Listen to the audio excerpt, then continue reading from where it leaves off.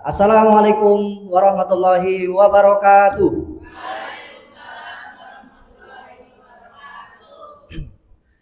Selamat siang dan salam sejahtera untuk kita semuanya.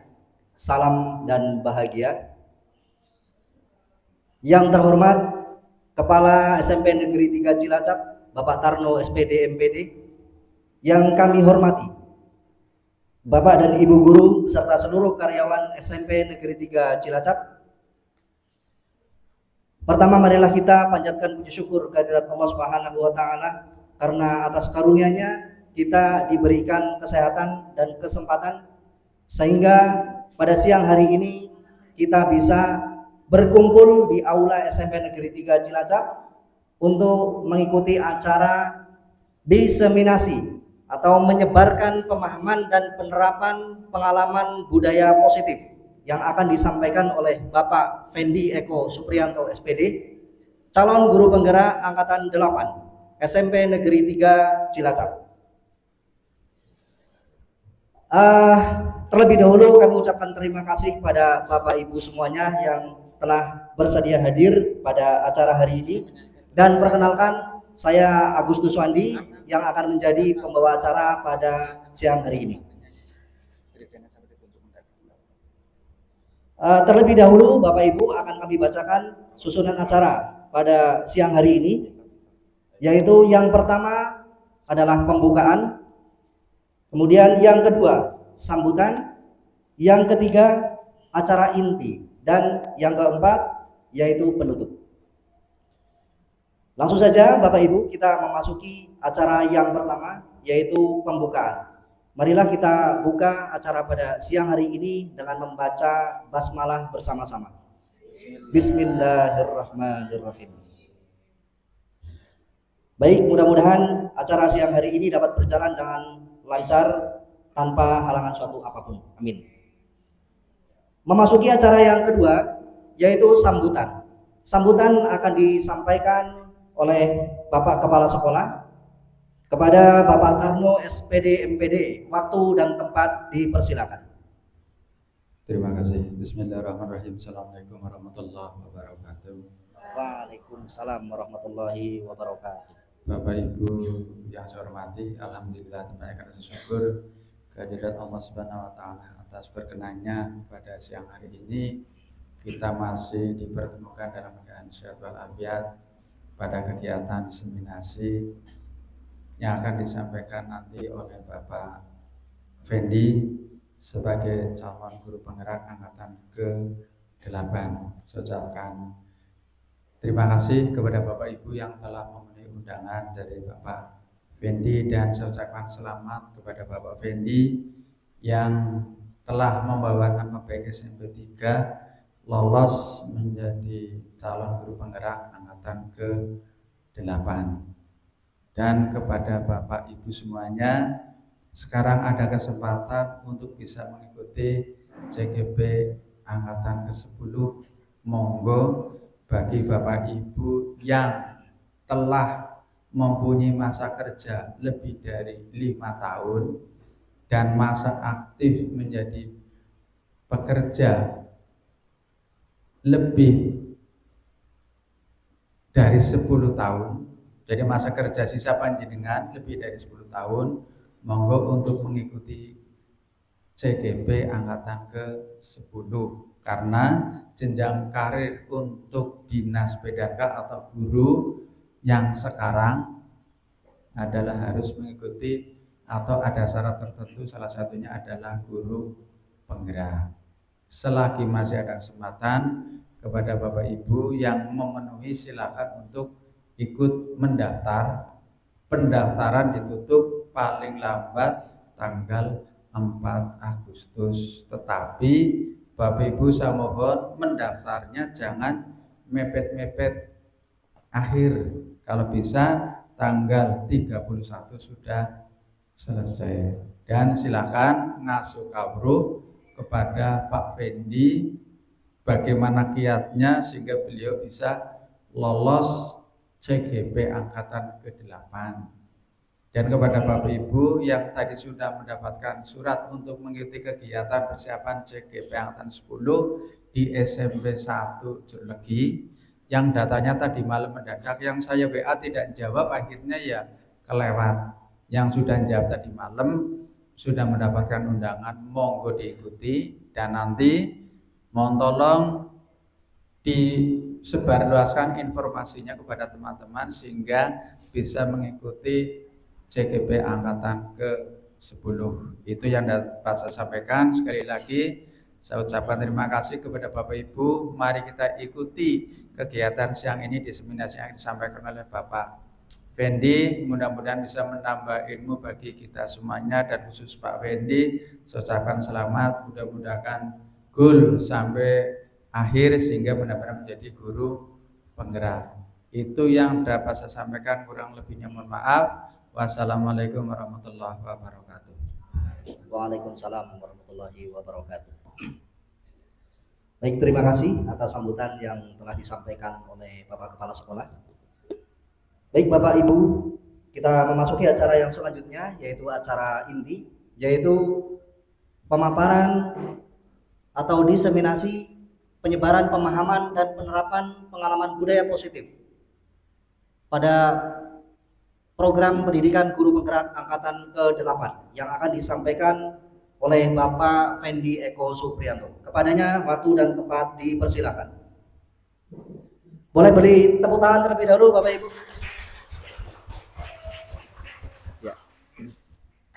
Ya, bismillahirrahmanirrahim. Assalamualaikum warahmatullahi wabarakatuh. Warahmatullahi wabarakatuh. Yang terhormat Bapak Kepala Sekolah selaku Kepala Sekolah Bapak Tarno SPD MPD, yang saya hormati Bapak Ibu guru, staf dan TU yang hari ini hadir untuk mengikuti kegiatan aksi nyata saya untuk modul 1.4 budaya positif, yaitu tentang menyebarkan pemahaman dan penerapan pengalaman budaya positif. Yang pertama saya ucapkan alhamdulillah pada kesempatan siang hari ini Bapak Ibu dan saya dapat bertatap muka dalam kondisi yang sehat, diberikan kenikmatan sempat untuk bisa bertemu kembali.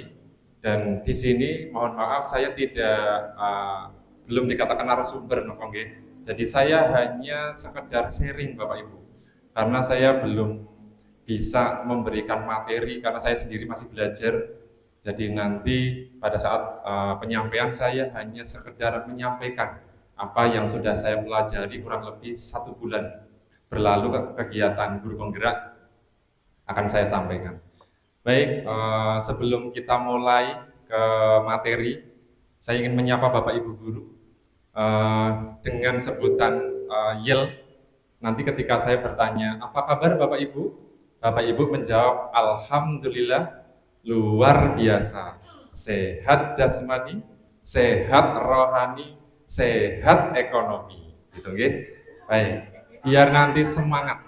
Oh, dengan tangan nggih. Nanti pas alhamdulillah berarti alhamdulillah kedua tangan nggih. Alhamdulillah luar biasa, sehat jasmani, sehat rohani, sehat ekonomi. Gitu. Ekonomi kemarin seperti ini mintanya. Okay. Baik, kita coba. Apa kabar Bapak Ibu?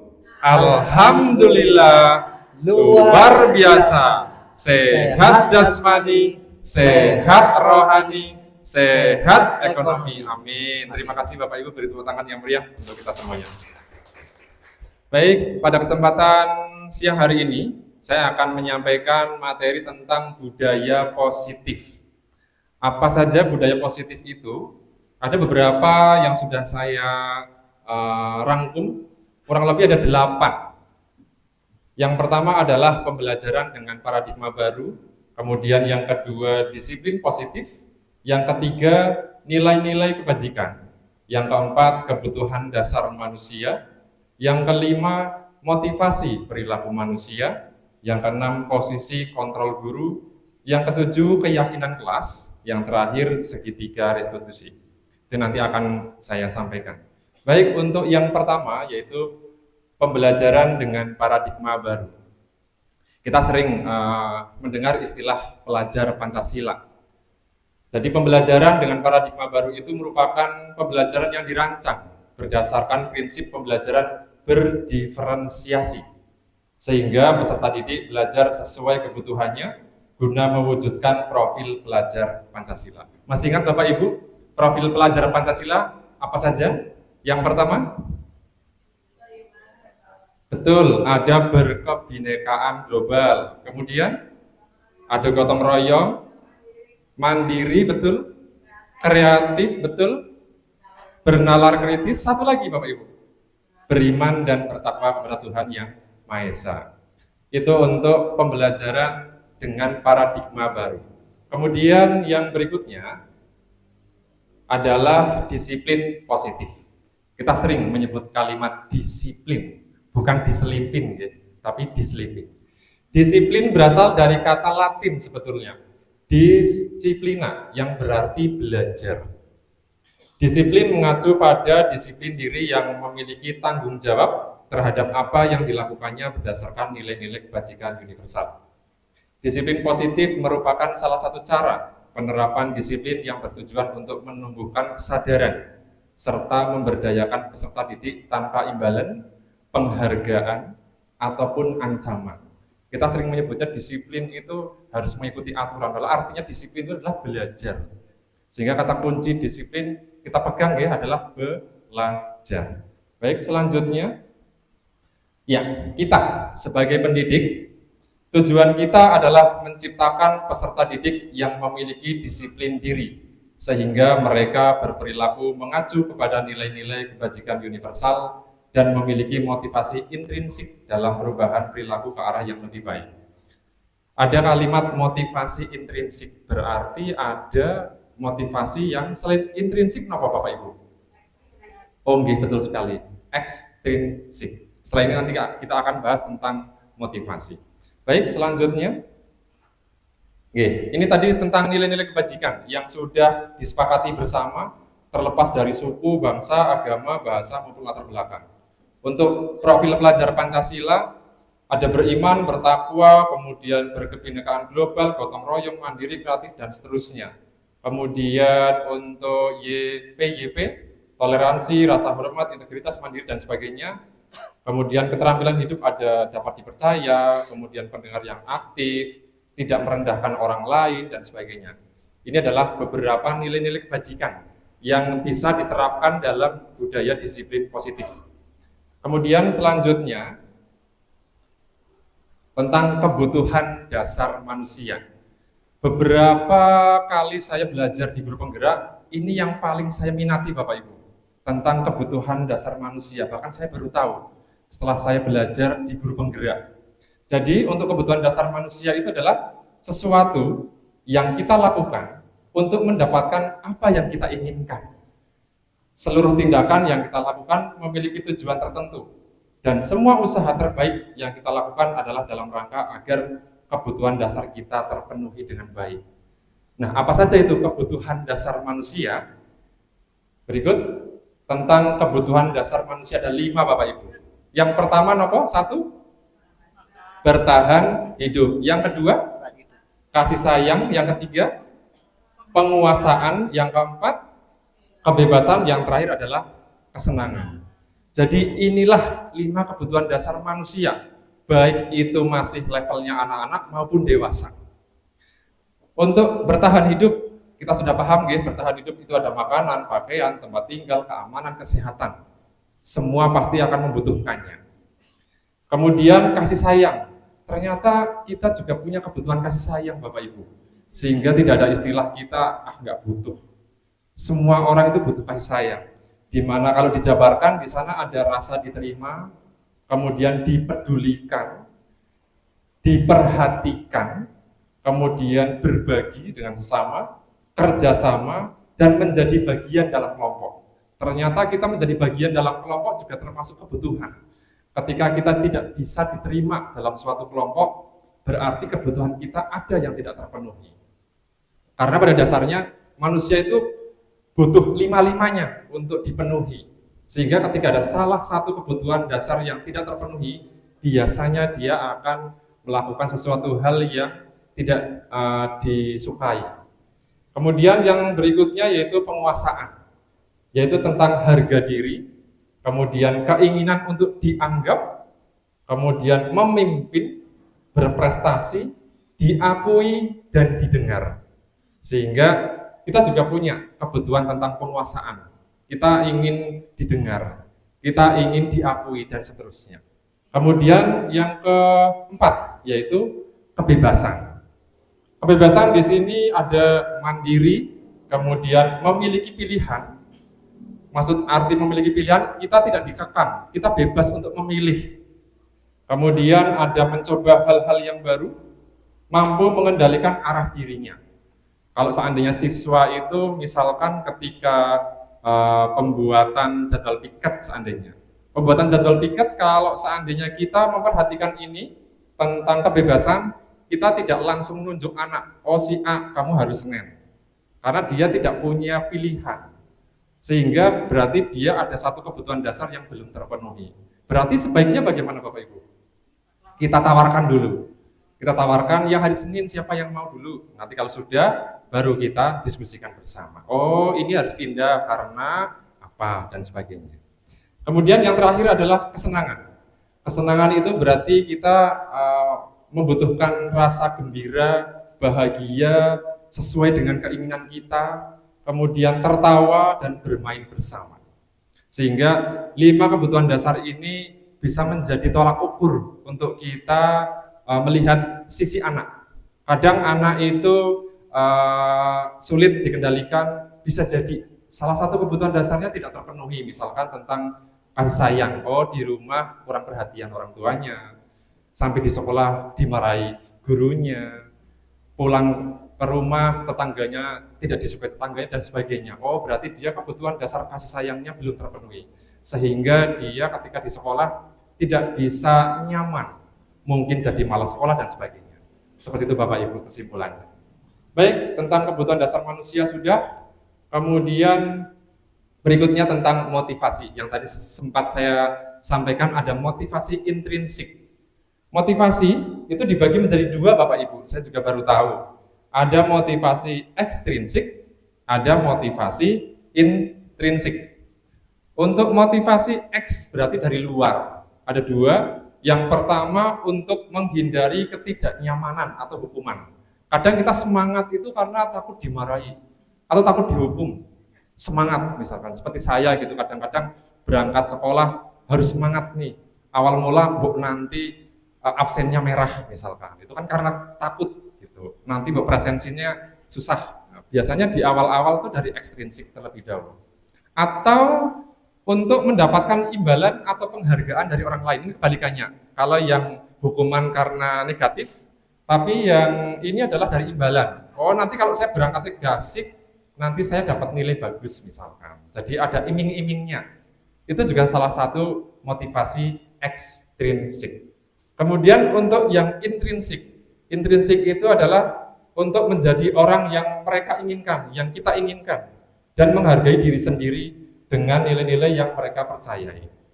Nah, inilah motivasi intrinsik yang sedang kita bangun Bapak Ibu pada anak-anak kita. Kadang ekstrinsiknya sudah bagus nih, tapi karena tidak memiliki motivasi intrinsik, ketika nanti sudah pindah, kemudian atau mungkin perlakuan dengan guru lain, sudah kembali seperti semula. Itu namanya motivasi ekstrinsik. Oke. Seperti kemarin contohnya LDDK. LDDK kelas 7 semangat sekali ketika baris langsung rapih.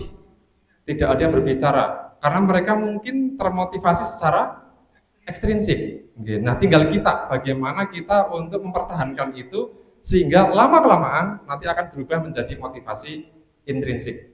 Terkadang kita melakukan sesuatu diawali dari ketidaknyamanan, tapi lama-kelamaan jadi terbiasa. Ngaten. Baik, kita lanjut. Selain motivasi, kemudian sekarang adalah hukuman. Ada 3 istilah dalam guru penggerak, yaitu istilah hukuman, konsekuensi, dan restitusi.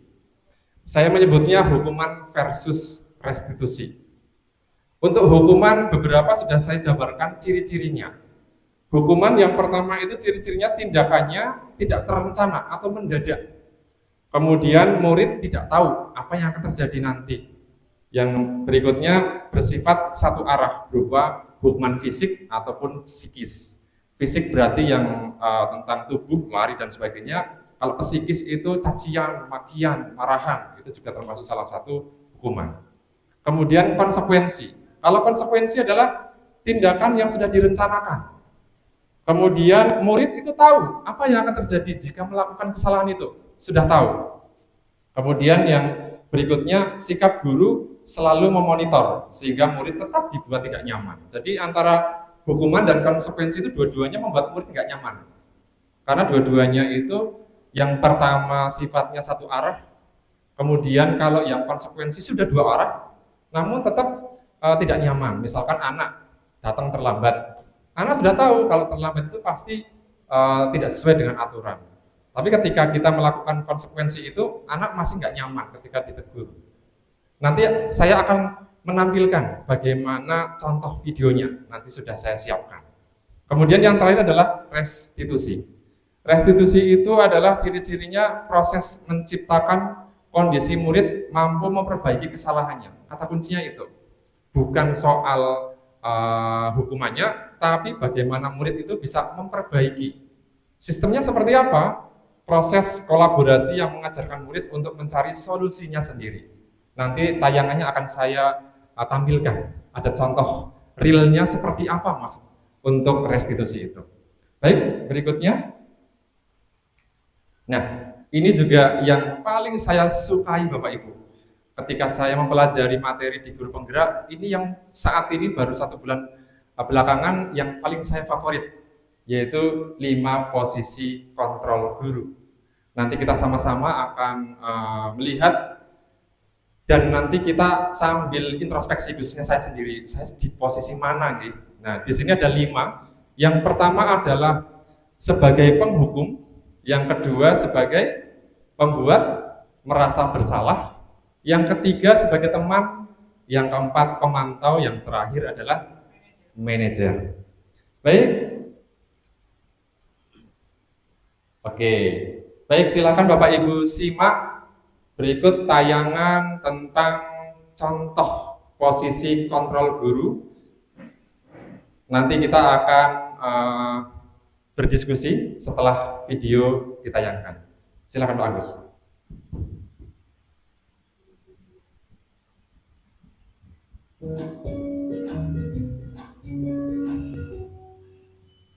Salam bahagia Ibu dan Bapak Guru hebat.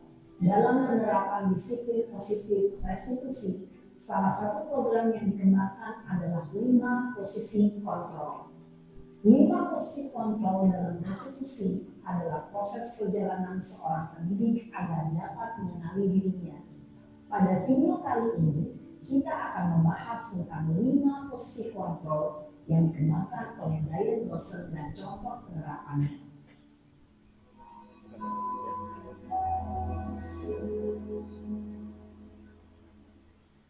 Lima posisi kontrol itu adalah 1. Posisi penghukum, 2. Posisi pembuat merasa bersalah, 3. Posisi teman, 4. Posisi pemantau atau monitor, dan 5. Posisi manajer. Untuk lebih memahami kelima posisi tersebut, mari kita saksikan kasus Naren yang terlambat hadir 20 menit di sekolah dan melihat bagaimana kelima posisi kontrol dalam menghadapi masalah tersebut.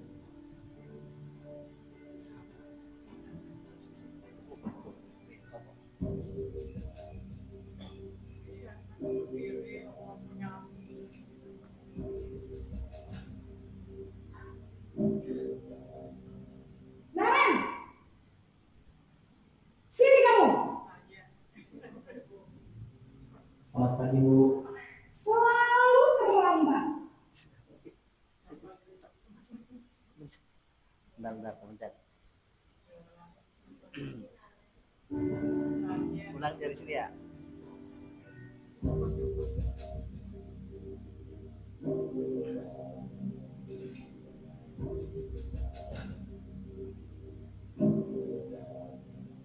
Naren, sini kamu. Selamat pagi Bu. Selalu terlambat. Kamu deh, pasti terlambat. Maaf Bu, saya Apa? Apa coba? Alasan kamu apa lagi? eh, Kapan sih kamu tidak terlambat? Malas sekali ya kamu jadi anak. saya Dasar pemalas. Gak kapok-kapok sih kamu. Sudah berapa kali terlambat? Sana, kamu keliling lapangan basket 2 kali. kenapa saya harus keliling lapangan basket Bu? Kenapa? Kamu melawan ibu. Berani-beraninya jawab. Sudah terlambat, masih berani jawab pula.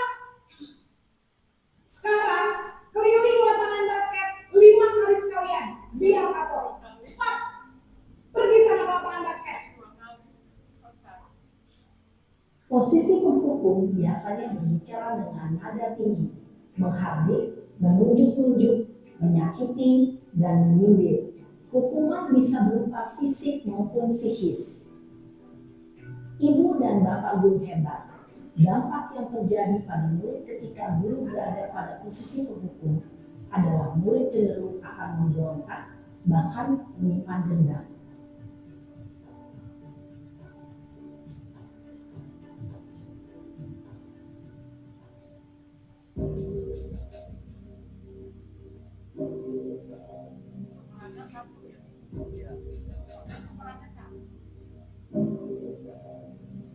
Naren,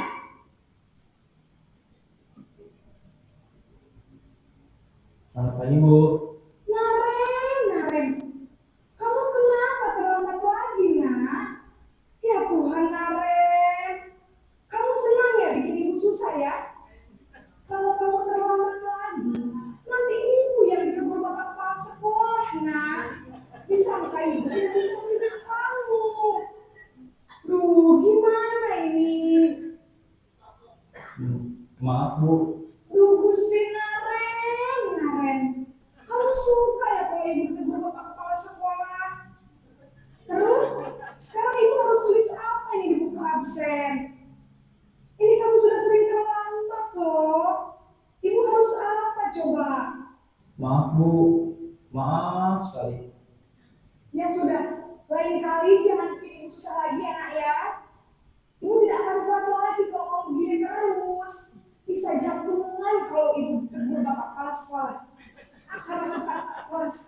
Maaf ya Bu, maaf sekali. Posisi pembuat rasa bersalah berbicara dengan nada tenang, cenderung lembut. Namun kata-kata yang diutarakan membuat murid merasa menjadi orang yang gagal.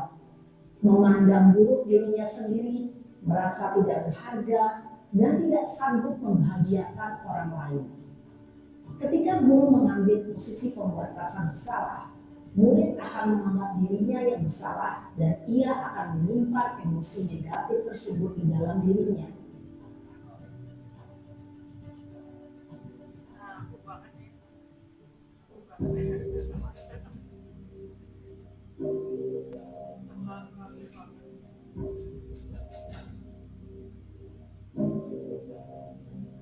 Naren,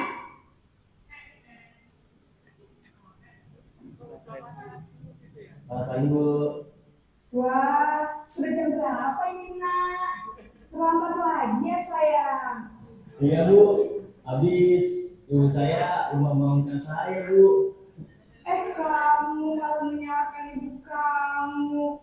Kamu bukannya anak yang larinya paling kencang. Kok terlambat sih? Iya Bu, saya memang terlambat bangun tadi. Jadi biarpun saya lari kencang, tetap nggak kekejar Bu. Ya sudah sana, nanti lain kali larinya lebih kencang lagi ya. Biar gak terlambat lagi. Bikin senang ibu, demi ibu. Bisa kan? Bisa Bu. Ya sudah sana masuk kelas. Ibu beresin urusan absen kamu. Kamu ini ada-ada saja. Dalam posisi tenang, guru berbicara dengan nada suara ramah, akrab, cenderung bersenda gurau untuk menjaga suasana tetap santai. Murid akan merasa senang aman, dan akrab dengan guru. Identitas yang tercipta adalah identitas sukses atau berhasil. Namun, perlu diingat, karena ini masih dorongan eksternal, maka ada faktor ketergantungan dari murid kepada orang tertentu. Di sini guru absennya, sehingga di lain waktu murid bisa berperilaku baik, namun hanya kepada orang-orang tertentu saja.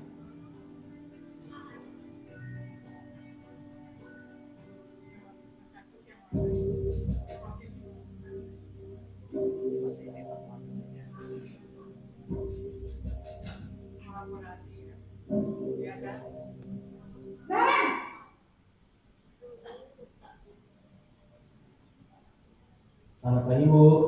Naren, apa peraturan sekolah kita tentang jam berapa kita harus masuk sekolah, nak? Kita harus di sekolah jam 7 Bu. Iya betul, sekarang sudah jam 7.20.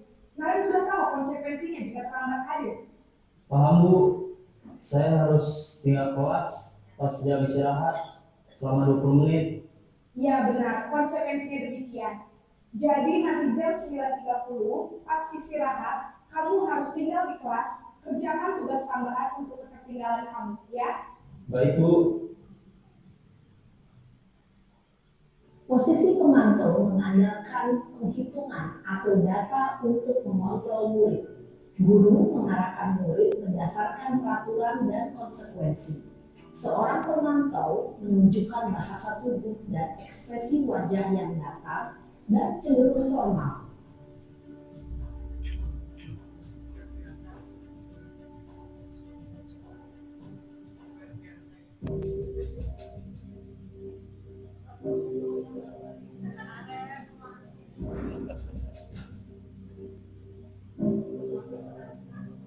Naren!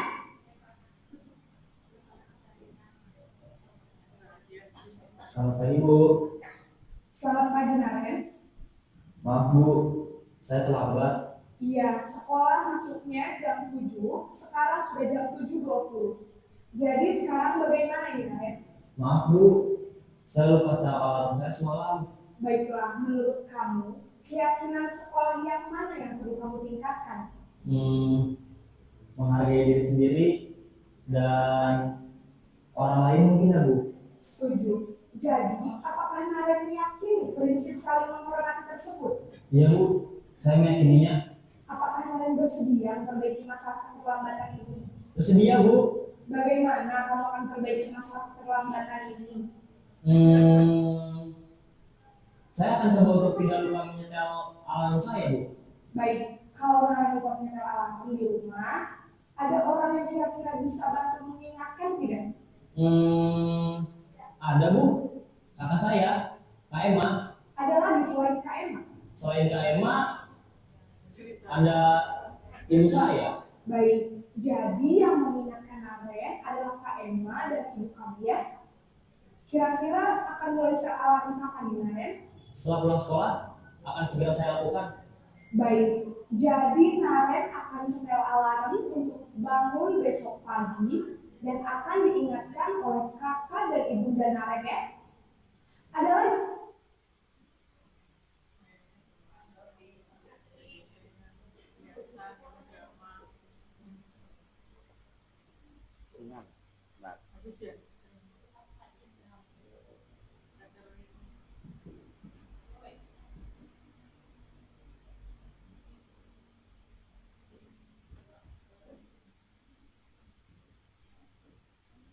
Dan Naren ya?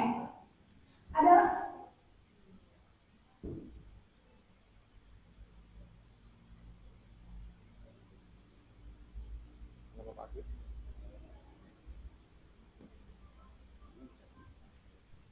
Ya, baik Bapak Ibu.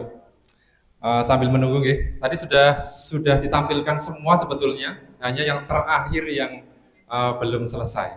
Namun dari sini mungkin Bapak Ibu sudah bisa mengira, kira-kira Bapak Ibu di posisi mana Bapak Ibu? Kalau seandainya Bapak Ibu sambil melihat tayangan, kira-kira lebih di posisi mana Bapak Ibu? 1 penghukum, 2 pembuat merasa bersalah, 3 teman, yang keempat apa tadi ya? Pemantau, yang terakhir manajer. Kira-kira di posisi mana Bapak Ibu? Pemantau. Yang lain? Penghukum ada. Yang lain? Oke. Kemarin pada saat saya pembelajaran ini, saya menyampaikan, Pak, saya pernah di posisi semuanya kecuali manajer. Saya akui. Dulu awal mula pasti saya di posisi penghukum. Karena sepertinya kalau hukuman itu membuat jera gitu. Terus kemudian sambil belajar, ternyata yang jera tidak hanya siswanya ya, kadang kita pun capek gitu kalau posisi penghukum. Ya, ini tadi penghukum. Kemudian pembuat merasa bersalah, nadanya lembut, namun nyelekit gitu ya. Itu pembuat merasa bersalah. Dan kemudian yang teman itu lebih enak, friendly gitu. Jadi sama teman. Namun kelemahannya siswa jadi hanya nurutnya kepada guru itu saja. Misalkan ketika nanti yang memberi hukuman adalah Budiah, itu anak akan nurut cenderungnya. Tapi kalau yang lain enggak, karena cocoknya dengan Budiah, karena tipenya mungkin sebagai teman. Kekurangannya itu, sehingga itu lebih ke motivasi ekstrinsik yang hanya sementara.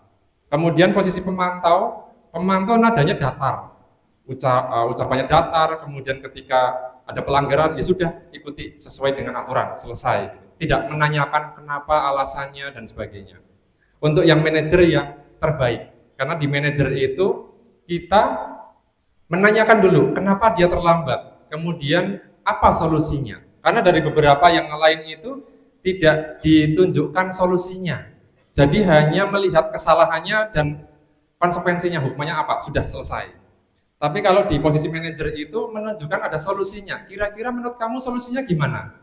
Oh, menunjukkan caranya dengan cara bangunnya lebih kasih, nyetel alarm, minta tolong ibu misalkan. Jadi ada solusinya di posisi manajer. Saya juga sedang belajar untuk bisa menjadi posisi manajer. Baik Bapak Ibu, sebagai penyemangat kita latihan tepuk deh. Kemarin saya di kelas 8 sempat latihan mainan tepuk-tepuk, yang pramuka mungkin ada. Kalau saya tepuknya tepuk angka, ada tepuk 1, 2, 3, sampai 5. Kita coba ya, untuk tepuk 1, nanti Bapak Ibu tinggal tepuk di sebelah kiri. Tepuk 1, prok, sekali di sebelah kiri. Kalau tepuk 2 berarti kiri 1, kanan 1. Kalau tepuk 3 berarti kiri, kanan, kemudian atas. Oke, kita coba ya. Ya biar semangat. Tepuk 1. Baik, tepuk 2. Iya, tepuk 3. Oke, lanjut. Sekarang tepuk 4. Tepuk 4 agak berbeda, ketukannya lebih kencang. Kalau tepuk 4 itu sebelah kiri 2 kali, sebelah kanan 2 kali. Prok prok prok prok gitu tepuknya, lebih kencang. Oke, kita coba. Tepuk 4, prok prok kiri, prok prok kanan, 2-2. Tepuk 4, prok. Oke. Tambah tepuk 5. Tepuk 5 berarti prok prok prok prok baru atas sekali, prok turun lagi. Gitu nggih. Baik, kita coba. Tepuk 5. Iya. Nah, terakhir, kalau seandainya nanti ada babat tepuk 5-nya lebih dari sekali, 2 kali, 3 kali, dan 4 kali ada tambahan ye gitu. Jadi nanti contoh, saya beri contoh. Tepuk 5 misalkan 2 kali. Tepuk 5 2 kali. Prok prok prok prok prok prok prok prok prok prok. Ye. Kemarin saya coba seperti itu ke anak-anak kelas 8A, semangat sekali. Semoga Bapak Ibu guru juga nggak kalah semangatnya. Oke, kita coba. Baik. Tepuk 5. Oke, tepuk 5 2 kali. Yeay, tepuk tangan untuk Bapak Ibu semuanya. Oh, jangan buru-buru ya. Oh, sekali lagi. Oke, sekali lagi terakhir. Baik. Sekarang yang pas ya. Tepuk 5 2 kali.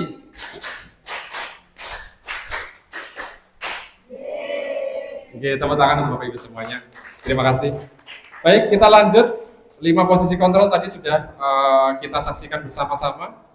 Selanjutnya adalah giliran saya bertanya. Tadi sepertinya belum ada yang bertanya. Saya punya kalimat Bapak Ibu. Ada satu kalimat pendek Ya, setelahnya. Salam bahagia Ibu dan Bapak Guru hebat. Dalam penerapan disiplin positif restitusi, salah satu program yang dikembangkan adalah 5 posisi kontrol. 5 posisi Next. kontrol dalam restitusi Berikutnya. adalah proses perjalanan. Iya. Baik Bapak Ibu, ini saya ada pertanyaan. Coba Bapak Ibu jawab untuk soal nomor 1. Ibu kecewa sekali dengan kamu. Kira-kira posisi apa Bapak Ibu? Tadi ada 5. Penghukum, pembuat merasa bersalah, kemudian apalagi tadi teman, pemantau, dan terakhir, ya. Nomor 1 kira-kira apa Bapak Ibu? Apa kata kuncinya? Pembuat merasa bersalah. Iya, ibu kecewa sekali. Kalimatnya lembut, tapi membuat anak tuh jadi merasa bersalah banget gitu. Oke, betul sekali. Kemudian yang kedua, kamu tidak pernah benar melakukannya. Posisi mana Bapak Ibu? Penghukum, betul. Jadi kalimat penghukum jelas ya, tegas, keras, judes dan sebagainya, itu penghukum. Jutek, iya. Oh ya, judes, jutek. Lanjut yang ketiga, apa rencanamu untuk menyelesaikan masalah ini? Posisi manajer, kata kuncinya apa? Iya, ada solusinya. Kita menanyakan apa solusinya dari masalah itu. Misalkan anak berantem, yang kita fokuskan adalah solusinya atau masalah berantemnya. Kalau masalah berantemnya berarti bukan manajer. Kalau manajer itu yang penting bukan berantemnya, yang penting solusinya berikutnya nanti seperti apa, itu manajer. Oke, baik, terima kasih. Nomor 3 manajer, betul. Lanjut nomor 4. Posisi nopo? Ayolah, lakukan demi ibu ya, misalkan. Posisi teman, betul. Kalimatnya lembut, anak juga nurut, ngikuti, tapi anak jadi ketergantungan hanya dengan ibu itu saja. Mungkin begitu bertemu dengan yang lain sudah ganti lagi, karena cocoknya hanya dengan ibu itu, gitu ya. Sehingga ini juga kurang baik, belum maksimal. Yang terakhir, Bapak Ibu, posisi nopo? Kamu tidak akan mendapatkan nilai jika tidak mengerjakan tugas. Pemantau, pemantau itu cenderung kalimatnya datar, hanya mengikuti aturan saja udah, seperti itu. Oke, jadi hanya mengikuti aturan, itu posisi pemantau. Itu juga masih belum membuat anak-anak itu nyaman, karena merasa selalu dipantau terus, kalau kelihatan takut dan sebagainya. Oke, terima kasih Bapak Ibu, luar biasa, tepuk tangan yang meriah. Sudah paham tentang 5 posisi kontrol guru. Berikutnya adalah keyakinan kelas. Baik, sebelum kita lanjut, karena masih tinggal dua bab yang belum tersampaikan, ada yang ditanyakan Bapak Ibu, silakan. Belum ada? Oh, luar biasa, sudah jelas. Okay. Baik, tentang keyakinan kelas. Mengapa keyakinan kelas? Mengapa bukan peraturan kelas? Ada yang tahu Bapak Ibu? Mengapa sebutannya keyakinan kelas? Kok bukan peraturan kelas aja? Oke, Bu Lili, bagaimana? Disepakati bersama. Oh gitu. Yang lain silakan. Menurut versinya Bu Lili, kenapa keyakinan? Ya karena disepakati bersama. Gitu. Apakah peraturan tidak disepakati bersama? Oh disepakati juga. Oh tidak. Oh ada yang iya, ada yang tidak. Nanti kita akan. Oh ada nilai kebajikannya. Kalau yang mana? Yang keyakinan, luar biasa, beri tepuk tangan Bapak Ibu. Iya, ada nilai kebajikannya. Betul. Yang lain? Muncul kesadaran dari diri siswa ya, kalau keyakinan. Oke, yang lain? Oh, dari hati. Oh, ya. From heart. Yeah. Baik, kita lanjut tentang keyakinan kelas. Ya, ini ciri-cirinya. Keyakinan kelas itu bersifatnya umum atau universal. Kemudian dibuatnya dalam pernyataan yang positif. Kalimatnya itu positif kalau ciri-cirinya keyakinan kelas. Cenderungnya tidak ada yang negatif, misalkan dilarang, itu nggak ada kalimat dilarang. Tidak boleh, itu nggak ada, karena itu kalimat negatif. Kemudian yang ketiga, kalimat itu singkat, padat, jelas, karena tujuannya untuk mudah diingat. Karena kalau keyakinan itu kalau panjang itu lupa. Contoh anak-anak mungkin sering melanggar peraturan karena apa? Karena peraturannya banyak banget. Banyak dilarang semua, yang diingat-ingat cuma dilarangnya. Belakangnya lupa karena banyak. Nah, kalau keyakinan itu cenderungnya singkat, padat, jelas. Karena tujuannya untuk mudah diingat. Kemudian yang berikutnya sesuai dengan kondisi kelas. Sehingga keyakinan kelas itu beda-beda. Kelas 7A dengan 8C, dengan 9I itu beda. Karena kondisinya lain. Ataupun mungkin keyakinan sekolah. Lah ini Bapak Kepala Sekolah, ternyata selain ada keyakinan kelas, juga ada keyakinan sekolah, Pak. Jadi ada peraturan kelas, ada peraturan sekolah. Yang sekarang kita rubah menjadi keyakinan. Sehingga nanti barangkali bisa kita adopsi, nanti kita sama-sama untuk sedikit-sedikit kita coba. Kemudian yang berikutnya, semua warga kelas dilibatkan saat membuat keyakinan kelas. Jadi pembuatan itu bukan dari atas ke bawah, tapi dari bawah ke atas. Sehingga itu nanti akan tumbuh motivasi intrinsiknya. Baik, kita lanjut ke tayangan berikutnya. Ini adalah salah satu dokumentasi saya kemarin. Saya praktikkan di kelas 7A yang sekarang sudah kelas 8A. Ini adalah dokumentasi pembuatan keyakinan kelas. Saya awali dari siswa, kita bimbing untuk membuat keyakinan kelas dengan cara saya bertanya terlebih dahulu. Kira-kira kelas kita perlu nggak sih ya? Kamu pingin seperti apa sih di kelas ini gitu? Kemudian anak ngacung, saya pinginnya yang gini. Setelah kayak gitu, kemudian siswa saya beri kesempatan untuk menulis sendiri keyakinan menurut versi mereka sendiri-sendiri. 1 kalimat. Setelah ditulis, kemudian saya persilakan anak-anak untuk menempel keyakinan kelas itu di depan. Kemudian dari keyakinan itu, kemudian ditandatangani oleh semua anak. Terus kita diskusikan bersama-sama mana yang kembar, mana yang bisa dijadikan satu. Kemudian disepakati bersama dengan foto bersama. Sehingga harapannya apa yang sudah mereka buat sendiri, mereka juga akan melakukannya. Terkadang kalau sebuah aturan itu, kalau kita hanya mengikuti aturan saja, kita ruhnya nggak ada. Sehingga paling nanti anak-anak hanya sekedar takut, oh saya nggak melanggar karena saya takut dihukum. Tapi kalau seperti ini enggak. Kalau seperti ini karena memang kemarin saya buat ingin seperti ini, sehingga ingin melakukannya. Baik, lanjut. Ya, yang terakhir adalah materi tentang segitiga restitusi. Ini materi kita terakhir. Apa itu restitusi? Restitusi adalah suatu proses dialog yang dijalankan oleh guru agar dapat menghasilkan murid yang mandiri dan bertanggung jawab. Kenapa ada segitiga? Karena ada 3. Yang pertama, nomor 1, apa Bapak Ibu yang di bawah? Menstabilkan identitas. Yang kedua, validasi tindakan. Yang ketiga, menanyakan keyakinan.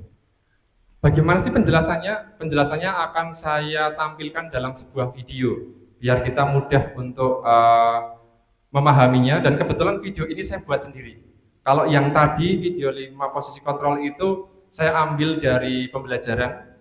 Di YouTube tidak ada, karena itu hanya dari guru penggerak. Namun kalau untuk segitiga restitusi, saya mempraktikkan sendiri dan saya rekam. Barangkali nanti bisa dijadikan refleksi kita bersama, terutama saya pribadi. Baik, Pak Agus. Kemudian ini penjelasannya secara singkat, kalau menstabilkan identitas itu adalah membuat kesalahan adalah bagian dari proses pembelajaran. Intinya kesalahan itu pembelajaran intinya. Di situ kalimatnya ada kalimat salah itu wajar, tidak ada manusia yang sempurna. Bapak juga pernah melakukan kesalahannya. Nah, misalkan ini untuk guru BK sangat cocok sekali. Karena misalkan ada anak yang melanggar, itu nanti akan muncul beberapa kalimat, ini hanya contoh. Dari awal sudah seperti itu, sehingga anak tidak merasa selalu disalahkan. Namun anak distabilkan dulu. Oh iya, manusia itu pasti salah. Nah, sehingga dia tidak memberontak di awal. Lanjut, setelah menstabilkan, kemudian kita validasi tindakannya. Di sini ada beberapa contoh, yaitu kamu pasti punya alasan mengapa. Nah, kalau tadi yang 5 posisi kontrol guru kan tadi tidak muncul nih, selain manajer, tidak muncul menanyakan alasannya kenapa dan sebagainya. Kalau manajer tadi menanyakan. Itu kemudian lanjut, yang terakhir, yang ketiga adalah menanyakan keyakinan. Setelah itu yang sudah kita buat, keyakinan kelas kita atau keyakinan sekolah, kita kembalikan. Kamu masih ingat keyakinan kelas kita? Kamu melanggar apa? Terus bagaimana solusinya? Jadi si anak ingat keyakinan kelas, melanggarnya apa? Oh ya, saya harus seperti ini, harus seperti itu. Seperti itu gambaran untuk segitiga restitusi. Berikutnya, ini contoh praktik saya di kelas 7. Minta maaf karena tidak mengumpulkan tugas. Saya juga tidak akan tidur malam lagi. Lalu saya akan mengerjakan tugas dari Pak Beni dan menunjukkan seperti. Baik.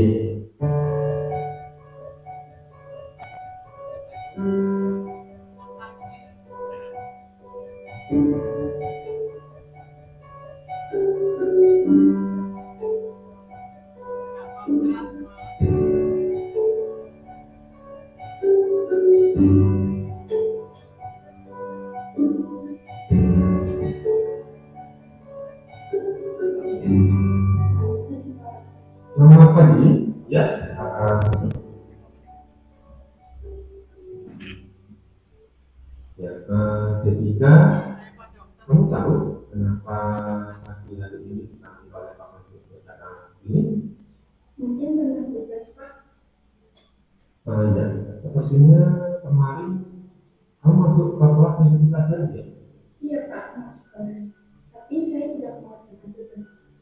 Oh, ya Jessica, semua orang pasti pernah melakukan kesalahan. Waktu pun juga pernah. Namun, setiap kesalahan pasti ada alasannya. Kira-kira, apa alasanmu tidak mengumpulkan tugas Jessica? Saya capek dan mengantuk Pak. Soalnya malamnya saya sekolah sampai jam 2 malam. Jadi saya benar-benar mengantuk. Ya. Jessica masih ingat tentang keyakinan kelas kita? Masih Pak. Kalau kamu masih ingat, kira-kira apa yang kamu lakukan itu sudah sesuai dengan keyakinan kelas kita belum? Belum Pak. Nah, kalau belum, keyakinan apa yang tidak sesuai dengan kelas kita? Selalu bertanggung jawab Pak. Nah, berarti kan sudah tahu bahwa itu tidak sesuai dengan keyakinan kelas kita. Selanjutnya, apa solusi yang kamu tawarkan untuk memperbaiki kesalahan? Ya Pak, saya minta maaf karena tidak mengerjakan tugas. Saya juga tidak akan tidur malam lagi. Lalu saya akan mengerjakan tugas dari Pak Beni dan menunjukkan seperti. Baik, Bapak apresiasi atas tanggung jawab itu. Lakukan dengan baik dan silakan kamu boleh kembali bersama. Terima kasih Pak Beni. Misi. Ya, silakan.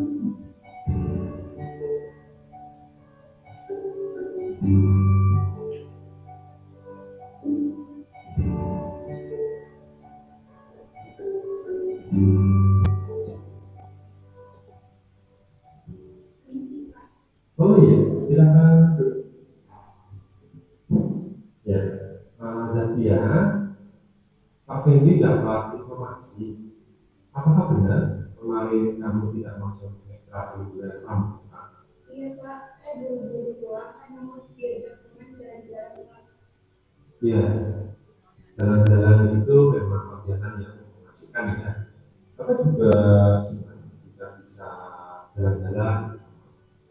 Namun, apakah apa yang kamu lakukan itu sudah sesuai dengan keyakinan sekolah kita? Iya Pak, karena saya tidak masuk SPK tanpa izin. Nah, kita kan punya keyakinan sekolah. Kira-kira apa yang tidak sesuai dengan perbuatan kita? Tapi untuk mengikuti kegiatan sekolah Pak. Nah, berarti kamu tahu ya keyakinan sekolah yang sudah kita sepakati. Selanjutnya apa solusi yang Zaskia tawarkan yang baik buat Zaskia? Saya bisa meminta izin dan meminta Pak. Ya, baik. Selain itu, apakah ada yang lainnya? Saya akan mengikuti kegiatan sekolah Pak dulu, lalu menerima ajakan teman-teman Pak. Baik, Bapak apresiasi atas tanggung jawab. Lakukan dengan baik dan silakan kamu boleh kembali beristirahat. Terima kasih Pak Beni. Ya, silakan.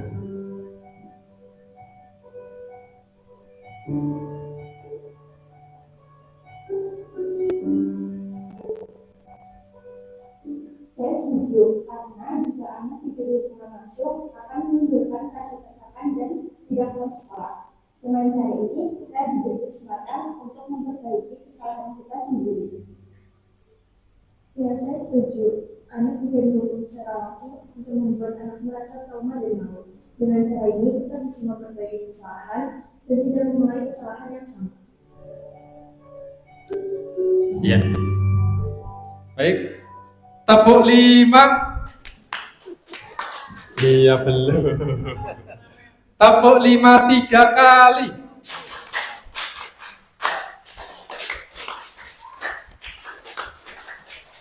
Iya. Baik, terima kasih. Yaitu Bapak Ibu tentang segitiga restitusi yang sudah sempat saya praktikan untuk kelas 7 kemarin yang sekarang sudah di kelas 8. Baik, itu materi paparan tentang segitiga restitusi sehingga berakhirlah materi yang sudah saya sampaikan kurang lebih seperti itu selama 1 bulan yang lalu. Barangkali ada tambahan, masukan, atau pertanyaan? Seperti tidak ada. Oh ada. Oh silakan Ibu. Ya, terima kasih. Kalau kita perhatikan pada yang segitiga tadi, kayak kesannya kalau saya menilai tadi berdasarkan video itu kan individual, memerlukan waktu lama. Terus dan lambat.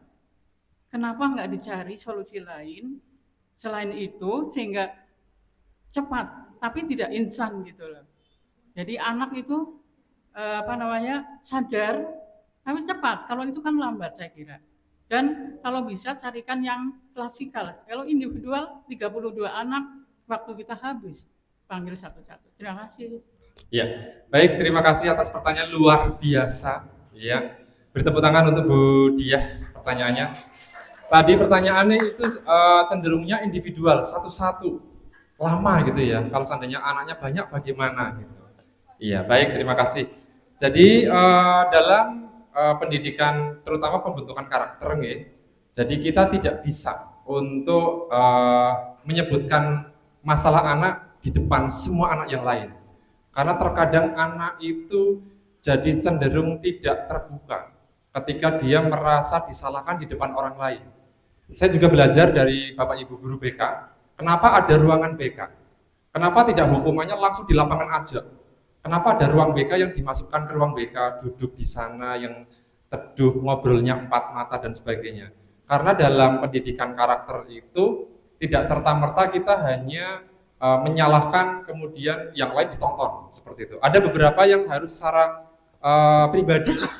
Kalau seandainya kesalahannya itu adalah kesalahan yang ringan dalam artian misalkan anak di kelas kurang fokus misalkan, kita bisa dengan cara ice breaking, tidak terus kita salahkan kamu tidur terus misalkan, mungkin kita pembelajaran kurang menarik bisa jadi, atau mungkin si anak itu sedang kurang sehat.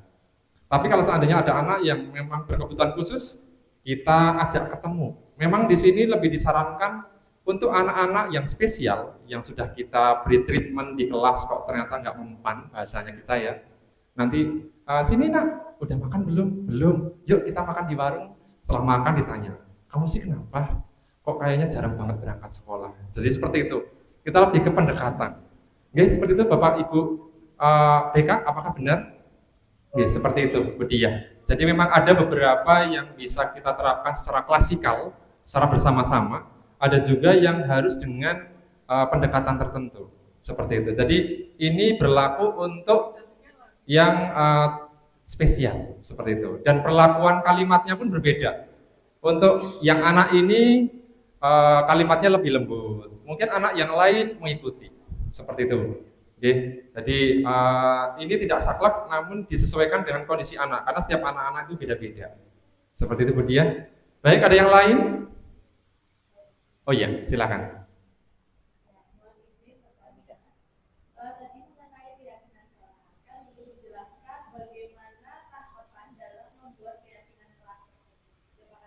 Ya, baik Bu Esti, tahapan dalam pembuat keyakinan kelas tadi tidak saya sampaikan detail. Jadi pada intinya seperti ini.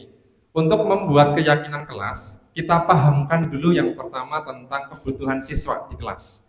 Kemarin saya sempat menanyakan, apa sih yang dibutuhkan kamu selama di kelas? Anak nanti akan menyampaikan. Setelah menyampaikan apa yang diinginkan, coba silahkan kamu tulis di kertas apa yang kamu inginkan. Kemarin saya sempat baca tuh ada anak yang menginginkan kelasnya sejuk. Ada yang bilang gitu, mungkin sumuk mungkin. Ada yang mengatakan kelasnya nggak bau, gitu. Mungkin karena kotor dan sebagainya. Nah, dari beberapa keinginan itu, kemudian anak-anak saya suruh nempel di papan tulis atau di kertas plano. Kemudian saya nunjuk satu anak yang bersedia untuk membacakan di depan teman-teman. Kertasnya tidak diberi nama, jadi hanya apa keinginannya.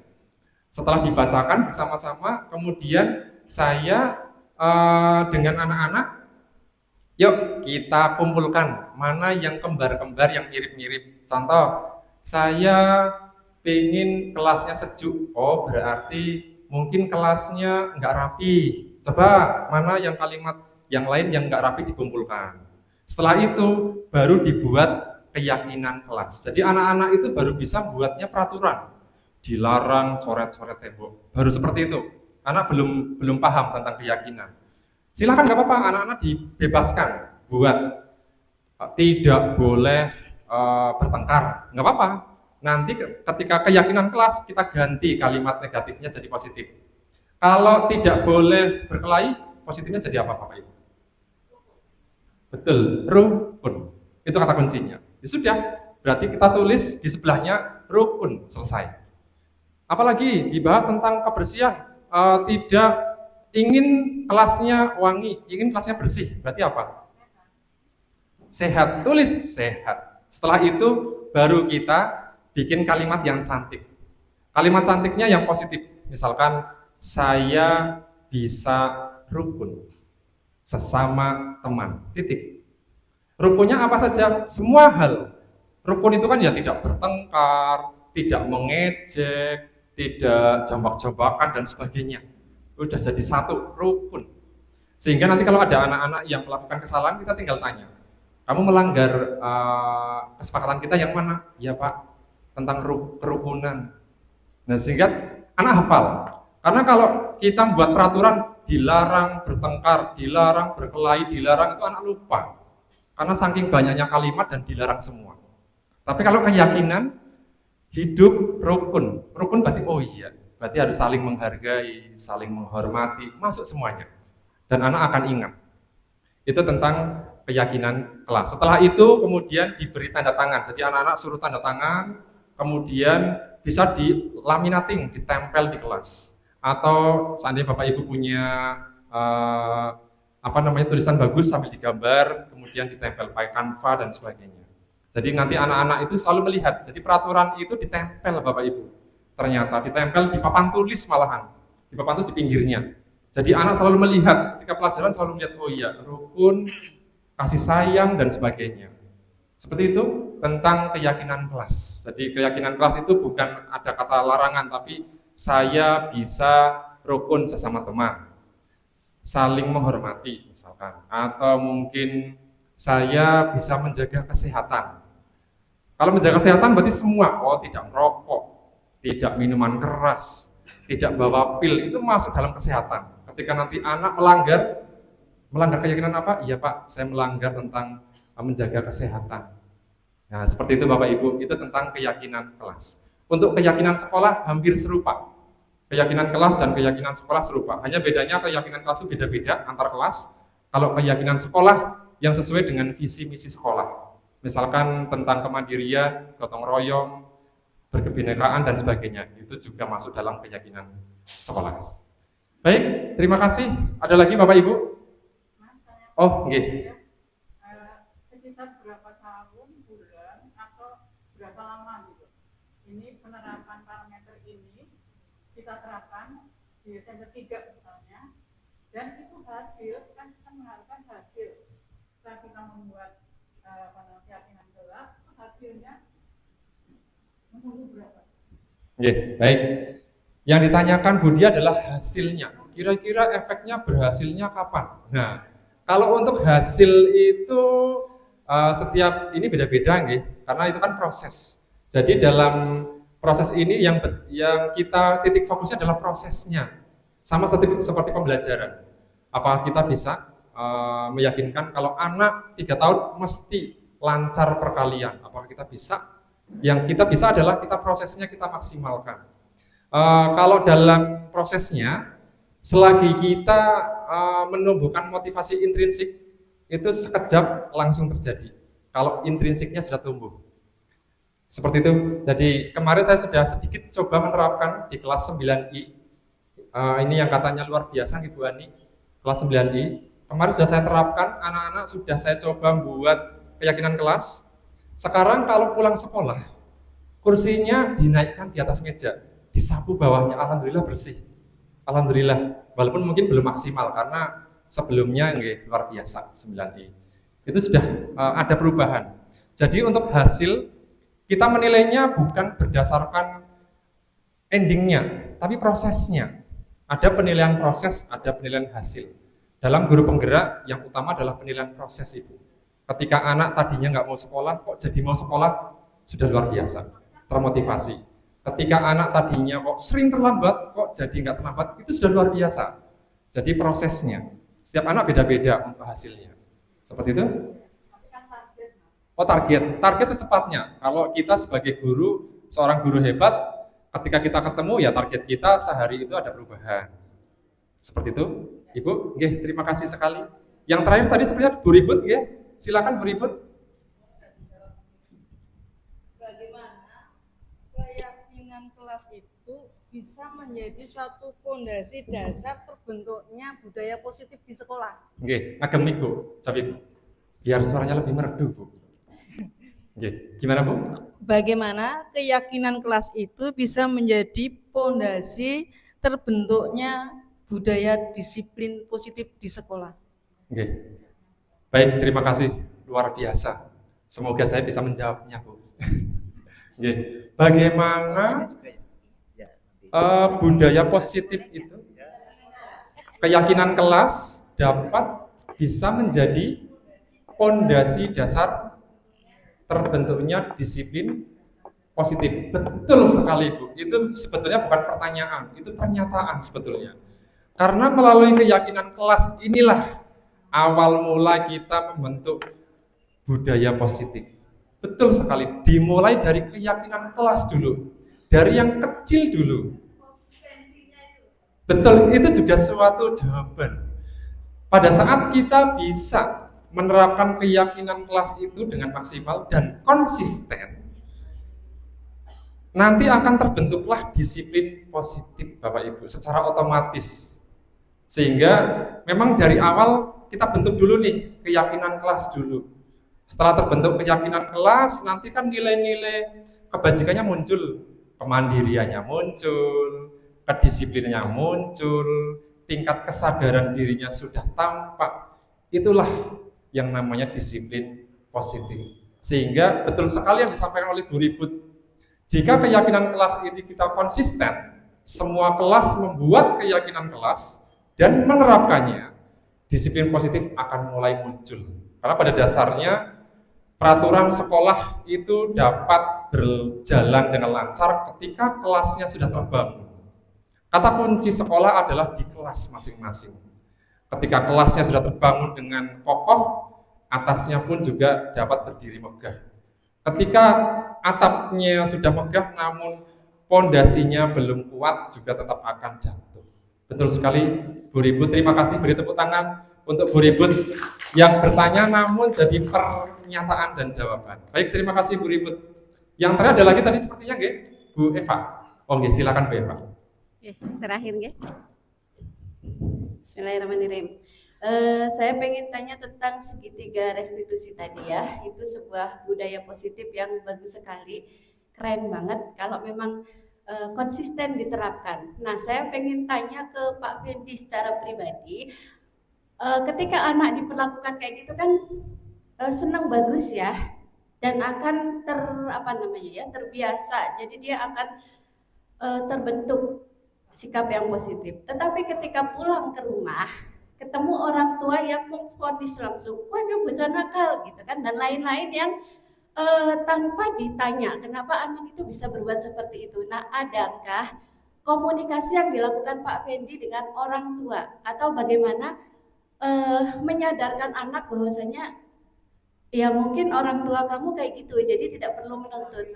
Karena saya sendiri kadang seperti itu, anak saya kelas 3 itu kadang membandingkan saya dengan gurunya di sekolah. Umi kok nggak kayak bu guru sih, Umi begini-begini gitu. Nah, bagaimana? Adakah komunikasi yang dilakukan Bapak dengan orang tua? Gitu. Terima kasih. Oke, baik, terima kasih sekali, pertanyaannya luar biasa. Beri tepuk tangan untuk Bu Eva.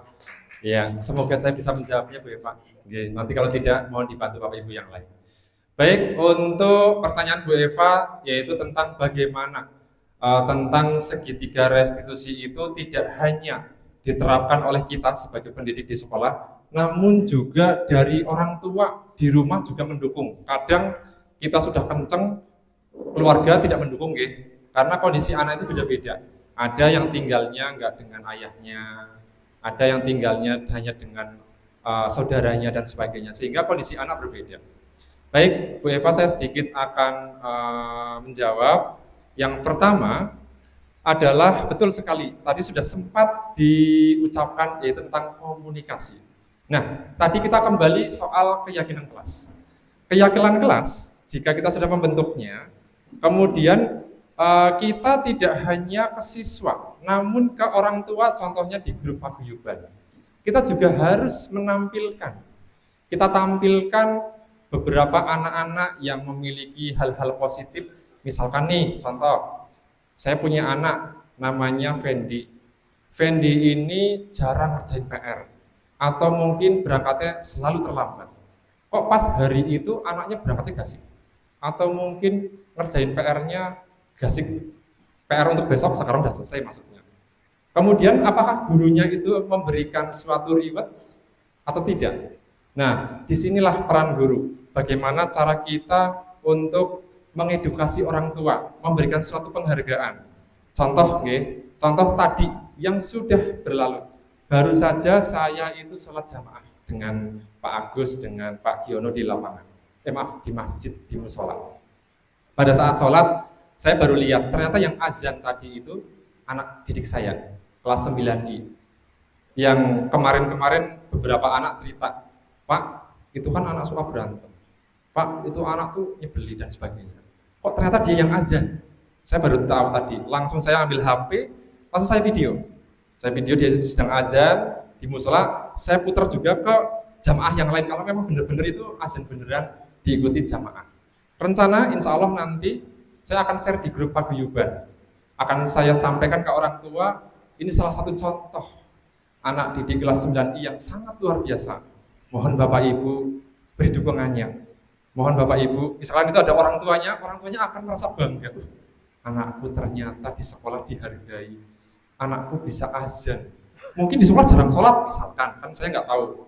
Oh, di sekolahan kok diberi penghargaan. Hanya sekedar diberi ucapan, Masya Allah, terima kasih, semoga kita doakan. Orang tua nanti akan berangsur-angsur teredukasi. Oh, ternyata anak itu harus diberi suatu penghargaan apa yang sudah dilakukan. Iya, reward dan sebagainya. Karena untuk memunculkan motivasi intrinsik, memang awal-awal kita beri ekstrinsik dulu. Kita kasih penghargaan, kita kasih sebuah ucapan selamat, dan sebagainya. Nah, kalau yang seperti itu, perlu kita sampaikan ke yang lain. Pokoknya hal-hal positif kita sampaikan. Tapi kalau hal-hal yang negatif, sini nak, duduk sebelah dengan bapak mau tanya. Jadi, ngobrolnya dua mata. Kalau yang negatif, kalau yang positif kita sampaikan, anak-anak beri ucapan selamat, tepuk tangan dan sebagainya. Dia akan tumbuh percaya dirinya. Yang tadinya mungkin jarang sholat, gara-gara diberi tepuk tangan, besok jadi azan datang lagi tanpa saya suruh. Mungkin bisa jadi seperti itu. Jadi itu selain kita buat budaya positif di sekolah, kita juga ciptakan budaya positif dengan orang tua. Yang pertama kita awali dari grup paguyuban dulu. Saya juga sedang belajar bagaimana cara menghargai orang tua. Ketika di grup, misalkan saya nge-share informasi, kemudian ada Bapak Ibu yang, "Nggih Pak, terima kasih." Saya jawab satu-satu. Atau mungkin saya beri emoticon seperti ini, sebagai bentuk penghormatan kalau ternyata gurunya baca dan beri penghargaan. Itu juga salah satu cara saya mengedukasi, sehingga orang tua ketika chat di grup dengan kalimat yang baik, kemudian juga memberikan feedback dan sebagainya. Itu salah satu edukasi. Oke, terima kasih Bu Eva. Jadi budaya positif ini kita terapkan di sekolah juga. Kita berusaha berangsur-angsur mengedukasi orang tua melalui grup WA dengan cara seperti itu tadi yang kita sampaikan.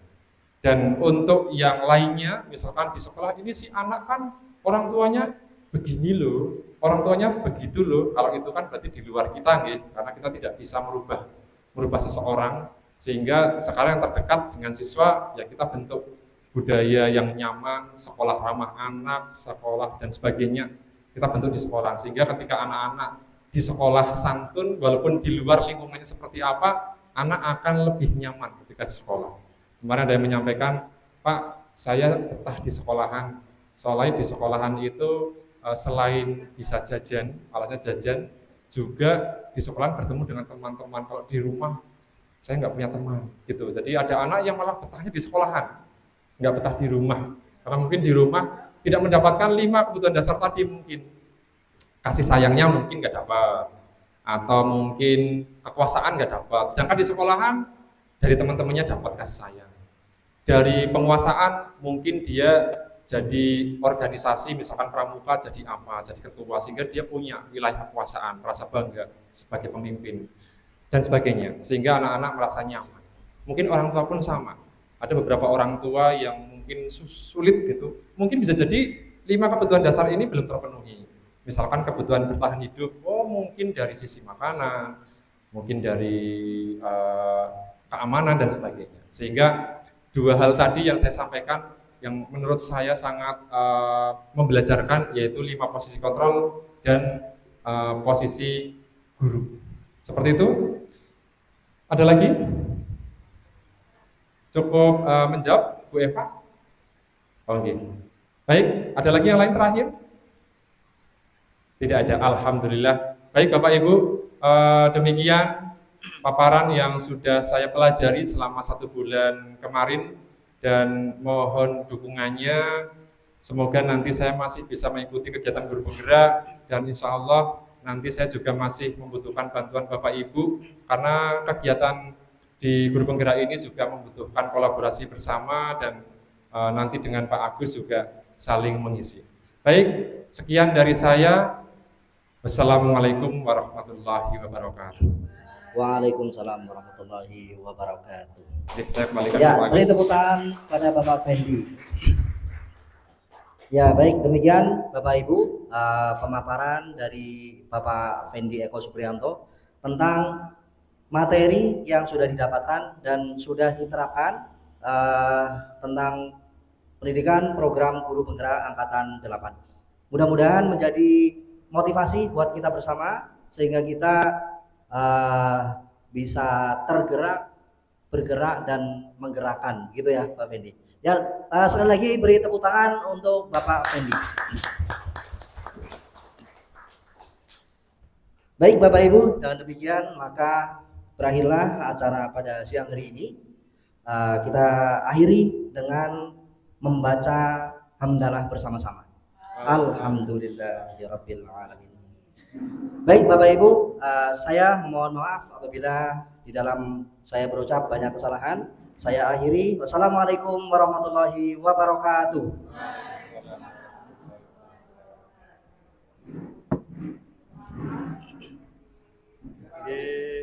Selamat. Oke. Kalau saya mau 14 waktunya. Saya kira ada pertanyaan antusias.